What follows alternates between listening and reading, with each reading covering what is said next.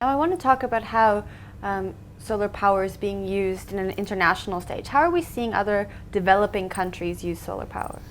The developing countries, their legislative environment is a bit ahead of ours, where they do allow on a larger scale refit tariffs and feeding back into the grid, where they allow meters to run back.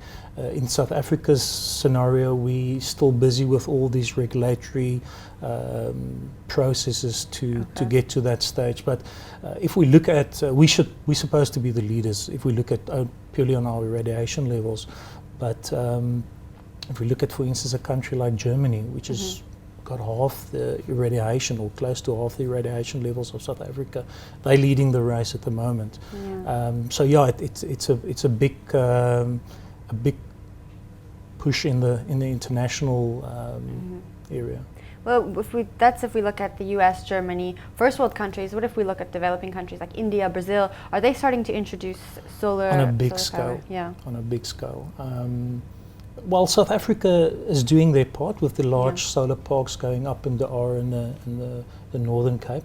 But that's for the utility scale, where we see the sustainable supply or the sustainability in the solar sector is on the rooftop, where the advantage of that is the decentralized distribution effect of solar, meaning we can install solar right at the point of use.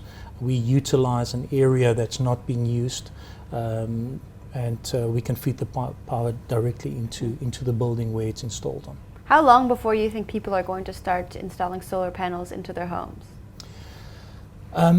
The issue with homes is that the bulk of your power is consumed at nighttime, and at the moment it's not as cost effective as, for instance, a business which uses most of its power during daytime. So you need to store that power somewhere. Now, until the time comes that our meters are allowed to run back, it means you can, the solar power you generate during daytime, your meter runs backwards, and tonight when you get home, your meter runs forward again. So you've built up a bit of credit during daytime when your usage is low, and then at nighttime you use either the grid or a battery bank, whatever the case may be. So it's very much a solution right now for businesses that operate during the day. Daytime, yeah. All right. Now, you outlined some of the costs earlier. How can we work to make solar power more affordable so that more businesses can be able to install it? The prices for solar has come down dramatically over the last few years, but it's, like I said earlier, it's economies of scale mechanism. The larger the system, the lower the price. So we've had a bit of a plateau now at the moment as far as price reduction is concerned. The rand is playing its role in reducing the discounts that's come through from our suppliers.